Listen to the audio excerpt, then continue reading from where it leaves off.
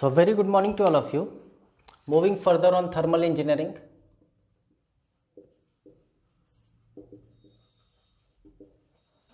Our next topic is Maxwell velocity distribution of gases.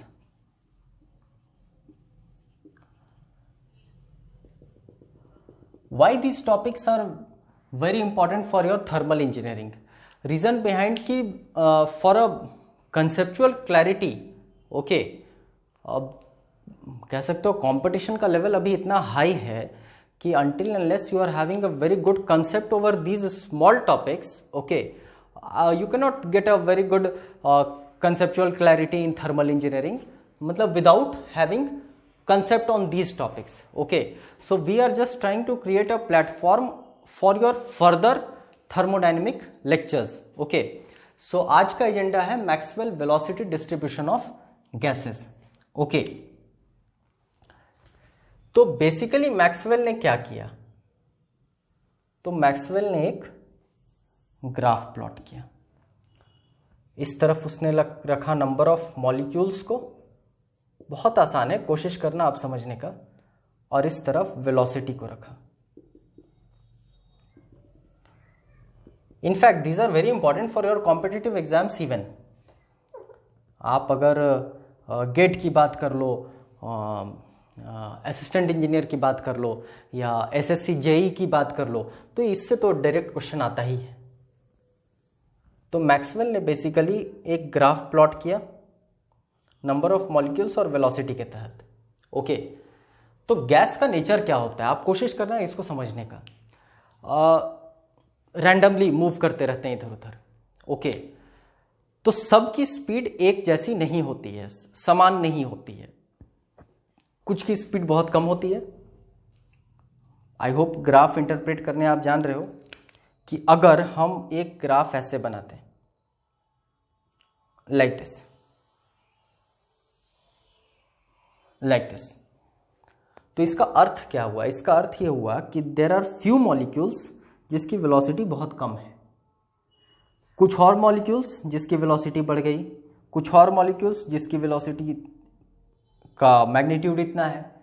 इस तरह से एक मैक्सिमम पीक पर पहुंचता है, और फिर there are number of molecules जिसकी वेलोसिटी अधिक होती है. It is very much similar to your classroom performance.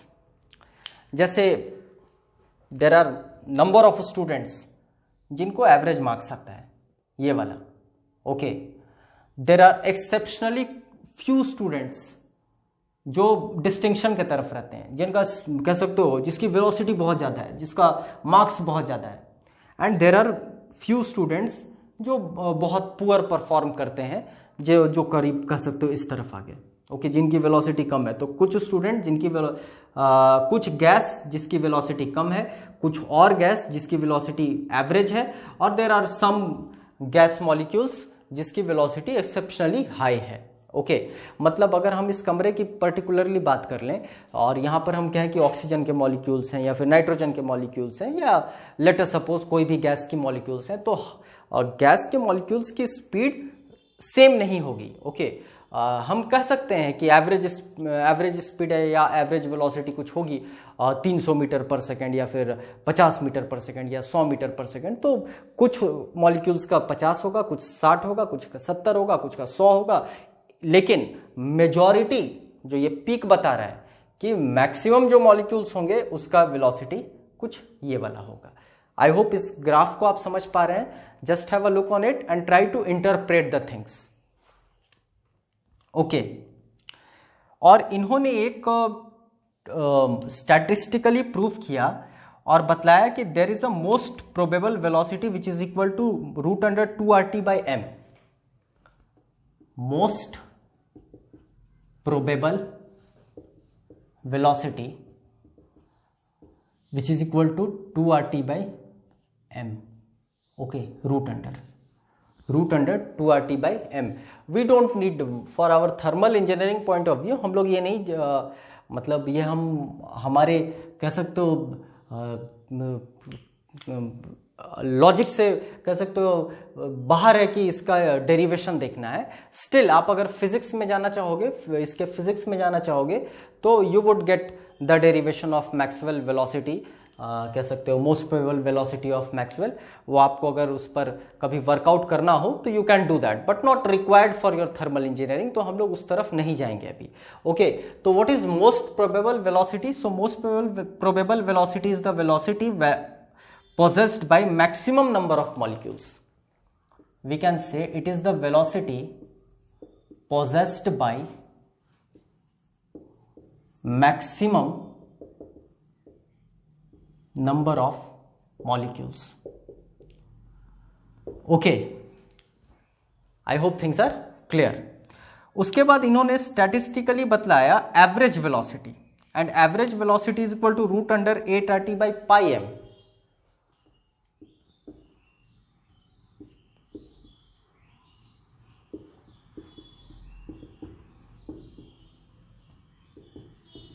RT by pi m. I hope m is your molecular weight. m is your molecular weight. Apart from m, आप सब कुछ जान रहे हैं, T is your temperature. T is your temperature. Okay. R is your universal gas constant. तो average velocity, तो what was average velocity? Average velocity term ही बता रहा है कि मतलब आप टोटल का ले लो, मतलब v1 plus v2 plus v3 plus v4 so on to vn upon n number of molecules. तो this is your v average. Okay, this is your v most probable velocity, v mp जिसको हम लोग कह सकते हैं. Okay, then he statistically found root mean square velocity. He statistically found root mean square velocity, जिसको short में लिखा जाता है VRMS. Okay, he statistically found root mean square velocity, और इसका नाम ही तो बता रहा है, root of mean of squares of all the velocities. Okay, root of mean of squares, मतलब v1 का स्क्वायर, v2 का स्क्वायर, v3 का स्क्वायर प्लस v4 का square so on to vn का square by n. Okay, this is your VRMS, and he statistically found out the value even, and that was equal to 3RT by m root under. इसका वैल्यू उन्होंने find किया 3RT by m. Okay, have a look on it.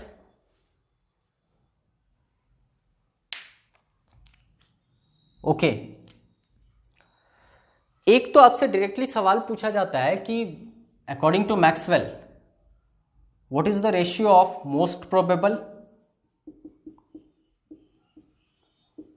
Velocity या speed and average velocity and RMS velocity, root mean square velocity. अगर आप ये तीनों समझ पा रहे हो, या if you are able to understand these three और memorise these three, it is very easy to calculate this. Okay, I hope इतना आप मैथ्स जान रहे. रूट हटा दो, m कैंसिल कर दो. ओके, RT कैंसिल कर दो, तो ये आपका कह सकते हो रूट 2 आ गया, यहाँ पर 8 by pi आ गया, और यहाँ पर 3 आ गया. So we can say this is root 2, RT by m को हटा दिए हैं, 8 by pi ratio 3. This ratio is very important. Okay, इस पर डायरेक्टली क्वेश्चन एग्जाम में पूछा जाता है. फाइन. और अगर आप इसको ग्राफ में प्लॉट करना चाहोगे तो this is your most probable. उसके थोड़ा राइट में आता है एवरेज, और उसके थोड़ा राइट में आता है VRMS. Okay, have a look on it.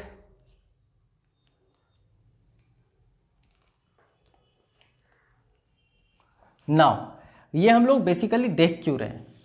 Okay, because we want to find out the kinetic energy possessed by a gas. तो उसके लिए अब हम लोग मैक्सवेल एनर्जी डिस्ट्रीब्यूशन देखेंगे, या ऐसे भी हो सकता है, not required.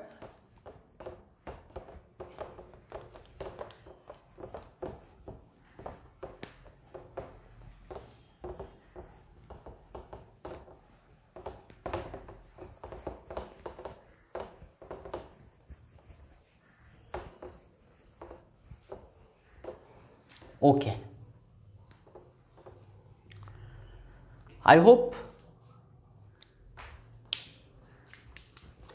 you might be knowing that kinetic energy of a gas या kinetic energy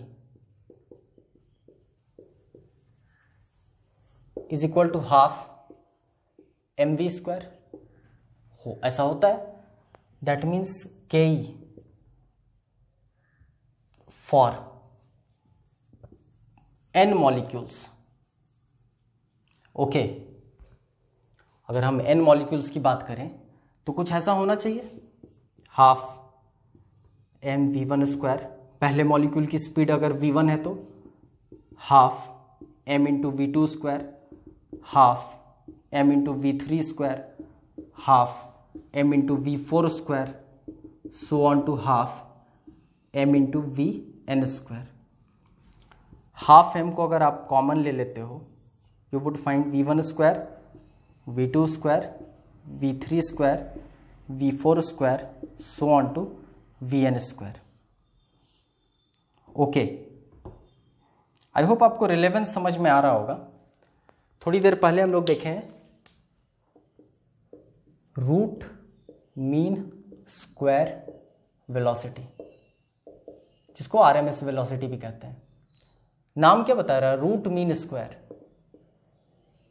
which was equal to, मतलब V R M S root of mean of square.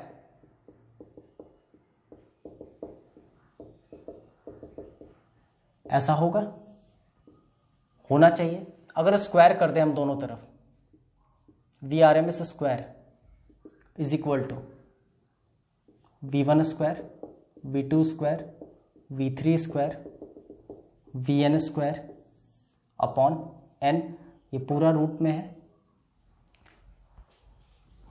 इसको इस तरफ मल्टीप्लाई करते हैं तो N into V square R M S is equal to V one square, V two square, V three square, so on to V N square. और अगर ये वाले वैल्यू के स्थान पर ये वाला वैल्यू बिठाते हैं, one and the same thing, मतलब V one square, V two square, V three square, V N का स्क्वायर का वैल्यू ये है, इसको हम यहां बिठाते हैं तो इस तरफ क्या आएगा? Half M into N into V square R M S. ऐसा होना चाहिए। Okay, now m is equal to mass of one molecule. अगर हम n मॉलिक्यूल की बात करें, ओके, आई होप आप समझ पा रहे होंगे एवोगाड्रो नंबर होता है 6.023 इंटू 10 का पावर 23। ओके, एक मोल में इतने मॉलिक्यूल्स होते हैं। बेसिकली हम लोग यही ना सीखे हैं कि Avogadro number, this is a portion of chemistry. आप अगर एटॉमिक स्ट्रक्चर रिमाइंड कर रहे होंगे, स्टैंडर्ड 9th में पढ़े होंगे, स्टैंडर्ड 11th में पढ़े होंगे, तो उससे आप रिलेट कर पा रहे होंगे। तो एवोगाड्रो नंबर, जिसको कैपिटल N से डिनोट किया जाता है, अब ये सीन में आने वाला है। ओके, फॉर दैट रीजन हम लोग यहाँ पर एवोगाड्रो नंबर का कंसेप्ट थोड़ा सा देख लिए। ओके, हैव अ लुक, हम लोग आगे बढ़ते हैं फिर।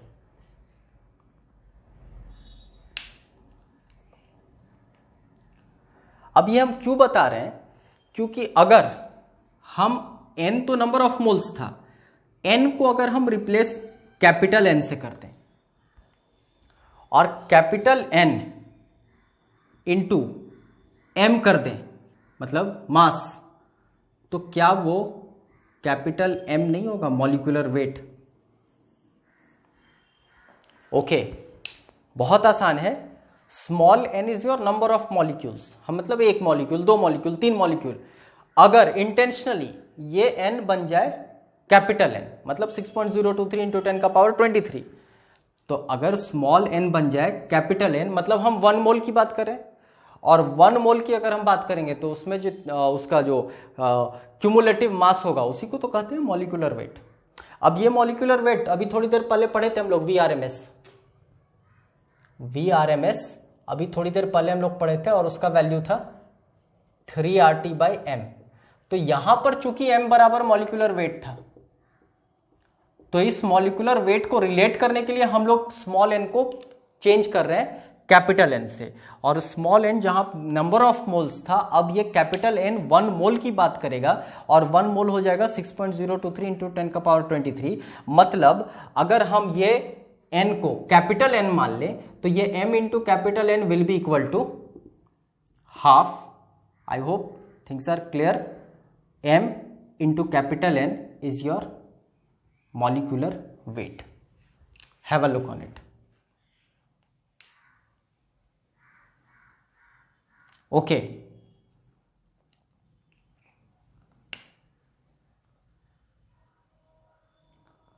फाइन।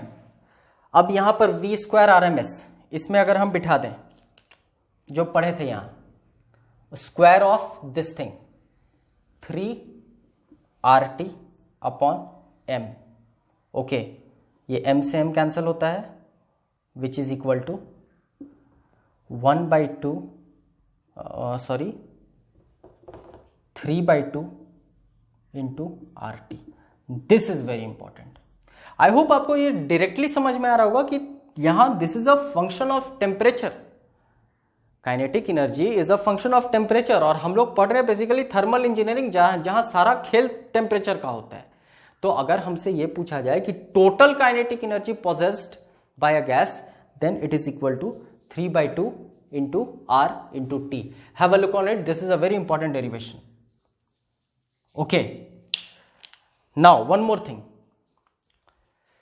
अगर यहां पर तो हम लोग बात किए कि ये कितने मॉलिक्यूल्स की बात हो रही है, तो यू वुड से कि ये कैपिटल N की बात हो रही है। Okay, now very important thing, this is your total energy. अगर हम आपसे यह पूछें कि टोटल एनर्जी इतना है, तो एवरेज एनर्जी कितना होगा? ये सब छोटा छोटा कॉन्सेप्ट बहुत जरूरी है जानना। Average energy possessed by a gas. Okay, तो यू वुड से कि सर 3/2 RT तो पूरे का है, कितने का है? तो n मॉलिक्यूल्स का है। तो एक की बात करोगे तो डिवाइड कर दो n से। Now very important, this R is a constant, this n is a constant. Don't you think this R by n is a constant? Let this be K, and this is your Boltzmann constant, okay, which is equal to R upon n. Hence average energy possessed by a gas is equal to 3/2 kT. A very important relation, very very important relation. ये Boltzmann constant तो number of times multiple exams में पूछा गया है। Okay, कि what is the value of Boltzmann constant, और ये बड़ी आसानी से आप निकाल भी सकते हो। पिछले लेक्चर में हम लोग बात किए थे वेरियस यूनिट्स ऑफ आर, जिसमें लीटर एटमॉस्फेयर पर बात किए थे हम लोग, जूल्स में बात किए थे हम लोग, कैलोरी में बात किए थे हम लोग, अर्ग में बात किए थे, और n इज अ कांस्टेंट।